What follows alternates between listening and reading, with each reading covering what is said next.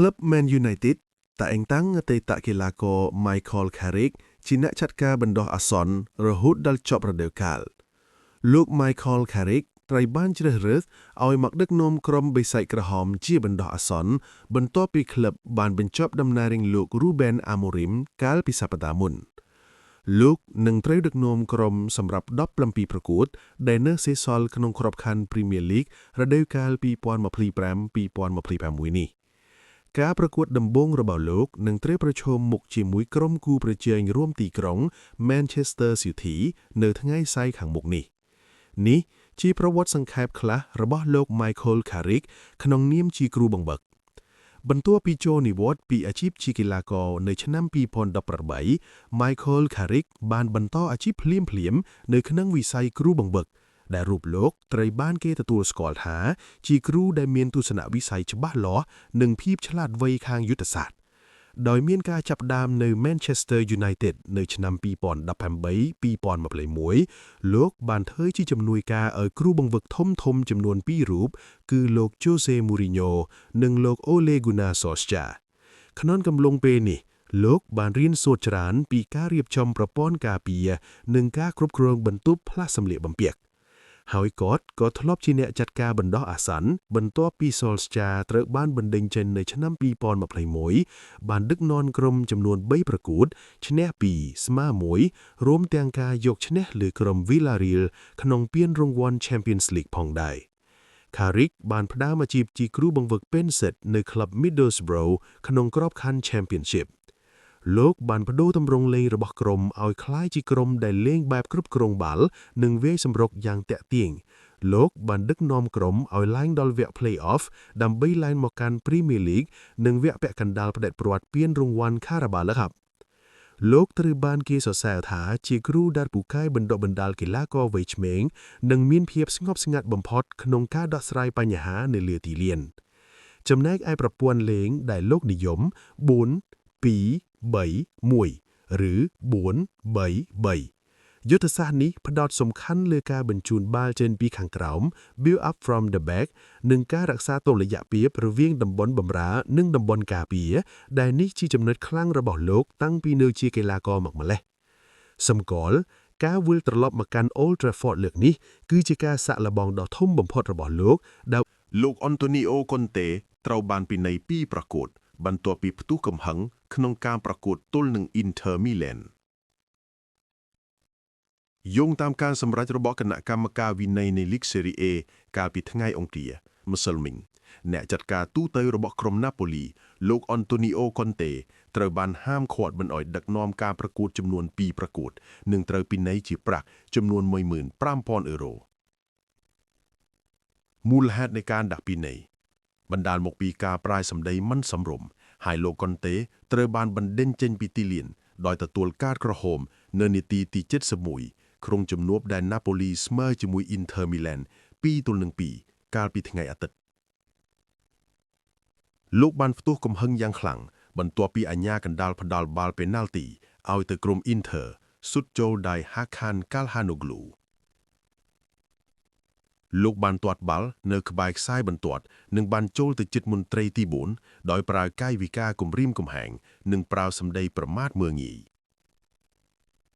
សូម្បីតែពេលដាវចូលដល់ក្នុងតុននេលក៏លោកនៅតែបន្តបង្ហាញចរិតលក្ខណៈមិនសមរម្យដាក់មន្ត្រីអាជ្ញាកណ្ដាលផងដែរ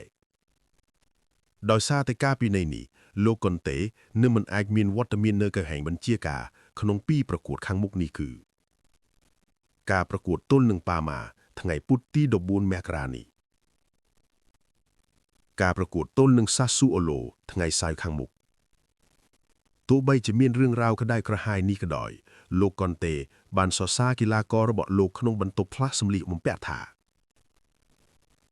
ពួកអ្នកបានបង្ហាញឲ្យឃើញថាអ្នកជាក្រុមខ្លាំងពិតប្រាកដបន្ទាប់ពីអាចរក្សាបានលទ្ធផលស្មើ2-2នៅទឹកដី San Siro លោក Jurgen Klopp បដិសេធការផ្សារភ្ជាប់ជាមួយ Real Madrid ក្រោយការចាក់ចេញរបស់លោក Xabi Alonso បន្ទាប់ពីក្លឹបអធិរាជស Real Madrid បានសម្រេចបញ្ចប់តំណែងលោក Xabi Alonso កាលពីថ្ងៃច័ន្ទម្សិលមិញ ឈ្មោះរបស់លោក Jurgen Klopp បានក្លាយជាបេក្ខភាពឈានមុខគេដែលអ្នកគាំទ្រនឹងសារព័ត៌មានចង់ឲ្យមកដឹកនាំនៅទឹកដី Santiago Bernabeu ទោះជាយ៉ាងណាលោក Klopp បានចេញមុខបកស្រាយយ៉ាងច្បាស់ៗដើម្បីបញ្ចប់ពាក្យចចាមអារ៉ាមនេះ 1. លោក Klopp បានលើកឡើងផ្ទាល់ក្នុងបទសម្ភាសន៍ជាមួយទូរទស្សន៍ Servus TV កាលពីថ្ងៃអង្គារដែលបានបញ្ជាក់ថា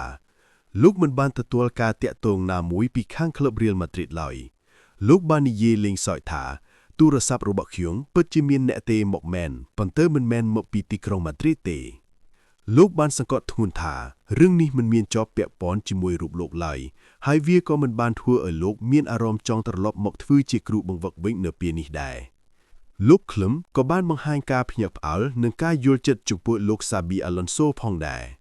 លោកយល់ថាការដែលគ្រូមានសមត្ថភាពដូច Xabi Alonso ត្រូវបណ្ដេញចេញក្រោយដឹកនាំបានត្រឹម6ខែវាគឺជាសញ្ញាបង្ហាញថាមានអ្វីមួយមិនប្រក្រតីក្នុងផ្ទៃក្នុងក្លឹបលោកបានបន្ថែមថា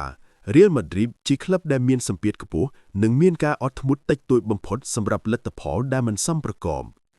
បច្ចុប្បន្នលោក Klopp កំពុងមានសុភមង្គលក្នុងតំណែងជានាយកផ្នែកបាល់ទាត់សកលរបស់ក្រុមហ៊ុន Red Bull លោកបានបញ្ជាក់ថាលោកចង់ផ្ដោតលើគម្រោងយុទ្ធសាស្ត្រថ្មីនេះហើយចង់មើលការវិវត្តរបស់ពិភពបាល់ទាត់ពីចម្ងាយដោយមិនមានសម្ពាធពីការប្រកួតរាល់សប្តាហ៍ទោះបីជាប្រធានក្លឹបលោក Florentino Perez ចង់បានរូបលោកក៏ដោយក៏លោកបានបិទទ្វារសម្រាប់ការវិលត្រឡប់មកដឹកនាំនៅពេលនេះបច្ចុប្បន្ន Real Madrid បានតែងតាំងលោក Alvaro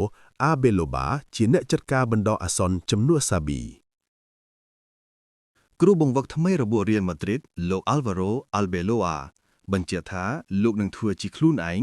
មិនមែនជាស្រមោលរបស់ Mourinho ឡើយកាលពីថ្ងៃអង្គារលោក Alvaro Arbeloa គ្រូបង្វឹកថ្មីរបស់ក្រុមអាធិរាសរ Real Madrid បានសង្កត់ធ្ងន់ថាលោកនឹងរក្សាអត្តសញ្ញាណផ្ទាល់ខ្លួនក្នុងការដឹកនាំក្លឹបយ៉ាក់អេស្ប៉ាញមួយនេះជាជាងការព្យាយាមធ្វើដំរាប់តាមលោក Jose Mourinho Arbeloa ដែលកាលពីនៅជាកីឡាករនៅ Real Madrid គឺជាអ្នកគាំទ្រដ៏ស្មោះត្រង់ម្នាក់របស់លោក Mourinho ត្រូវបានគេយកទៅប្រៀបធៀបជាមួយគ្រូបង្វឹកជើងចាស់សញ្ជាតិប៉ូទីហ្គាល់រូបនេះដោយសារតែរបៀបដឹកនាំក្រុមរបស់លោកមានភាពស្រដៀងគ្នាអតីតក្សីការពារវ័យ42ឆ្នាំរូបនេះត្រូវបានតែងតាំងឲ្យមកជំនួសតំណែងលោក Xabi Alonso កាលពីថ្ងៃច័ន្ទបន្ទាប់ពី Real Madrid បានចាញ់ក្រុមគូប្រជែង Barcelona ក្នុងវគ្គប្រេកប្រត់ពីរង្វាន់ Spanish Super Cup កាលពីថ្ងៃអាទិត្យលោកបានថ្លែងក្នុងសន្និសីទសារព័ត៌មានថាខ្ញុំមិនទាន់បាននិយាយជាមួយ Jose នៅឡើយសម្រាប់ខ្ញុំវាគឺជាឯកសិទ្ធិនិងជាកិត្តិយសណាស់ដែលបានរៀនសូត្រពីលោក Jose Mourinho ខ្ញុំមានទំនាក់ទំនងយ៉ាងល្អជាមួយគាត់ហើយច្បាស់ណាស់គាត់គឺជាបុគ្គលម្នាក់ដែលជះឥទ្ធិពលយ៉ាងខ្លាំងខ្ញុំតែងតែចងចាំមេរៀនរបស់គាត់ជានិច្ចលោកបានបន្តថាទោះបីជាយ៉ាងណាខ្ញុំនឹងធ្វើជា Alvaro Arbeloa ពីព្រោះបើទោះបីជាវាជាការពិតថាខ្ញុំមិនខ្លាចនឹងការបរាជ័យហើយក៏មិនដែលខ្លាចប៉ុន្តែខ្ញុំច្បាស់ណាស់ថាប្រសិនបើខ្ញុំព្យាយាមធ្វើខ្លួនឲ្យដូច Jose Mourinho នោះខ្ញុំនឹងត្រូវបរាជ័យយ៉ាងអាម៉ាស់បំផុត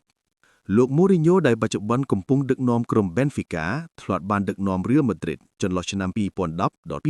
2013ដោយឈ្នះពានរង្វាន់ La Liga ចំនួន1ក្នុងកំឡុងពេលនោះលោកបានតស៊ូប្រជែងជាមួយក្រុម Barcelona ដ៏ខ្លាំងក្លារបស់លោក Pep Guardiola ដែលជាសម័យកាលនៃការប្រកួតប្រជែងដ៏ក្តៅគគុរវាងក្លឹបទាំងពីរបច្ចុប្បន្ន Barca កំពុងនាំមុខ Madrid ចំនួន4ពិន្ទុនៅលើកំពូលតារាង La Liga ហើយភារកិច្ចរបស់ Arbeloa គឺត្រូវស្រោចស្រង់ស្ថានភាពនេះមកវិញការប្រកួតដំបូងក្រុមការដឹកនាំរបស់លោកនឹងត្រូវជួបជាមួយក្រុម Albacete ក្នុងពានរង្វាន់ Copa del Rey វគ្គ16ក្រុមចុងក្រោយនៅថ្ងៃពុធនេះដែរArbeloa ដែលពីមុនជាគ្រូបង្វឹកក្រុមបម្រើនិងក្រុមយុវជនរបស់ Madrid បានបញ្ជាក់ថាភាពជោគជ័យគឺជាអ្វីដែលសំខាន់សម្រាប់ម្ចាស់ជើងឯក15សម័យកាលនេះក្លឹបនេះគឺត្រូវតែឈ្នះនិងឈ្នះបន្តទៀតការដាក់សម្ពាធលើខ្លួនឯងបង្ហាញពី DNA ដែលនាំយើងមកដល់ចំណុចនេះនិងអ្វីដែលបំពេញទូពានរង្វាន់គឺជាអ្វីដែលខ្ញុំចង់បាន Arbeloa បញ្ជាក់បន្ថែមកាលពីខ្ញុំនៅជាកីឡាករខ្ញុំបានទទួលនូវតម្លៃទាំងនេះពីកីឡាករចាស់ៗក្នុងបន្ទប់ផ្លាស់សម្លៀកហើយសម្រាប់ខ្ញុំនោះគឺជាអ្វីដែលសំខាន់បំផុតដើម្បីឲ្យធ្វើឲ្យអ្នកគាំទ្ររបស់យើងនៅជុំវិញពិភពលោកមានភាពរំភើបនិងព្យាយាមបំពេញទូពានរង្វាន់ឲ្យកាន់តែមានច្រើនថែមទៀតនោះគឺជាការងាររបស់ខ្ញុំគឺជាការបដិញ្ញារបស់ខ្ញុំនិងគឺជាអ្វីដែលខ្ញុំនឹងរស់នៅជាមួយរៀងរហូតគួរបញ្ជាក់ថាក្លឹប Real Madrid មិនបានប្រកាសជាសាធារណៈថា កិច្ចសន្យារបស់លោក Arbeloa ក្នុងនាមជាគ្រូបង្វឹកក្រុមឈុតធំមានរយៈពេលប្រមាណឆ្នាំឡើយ។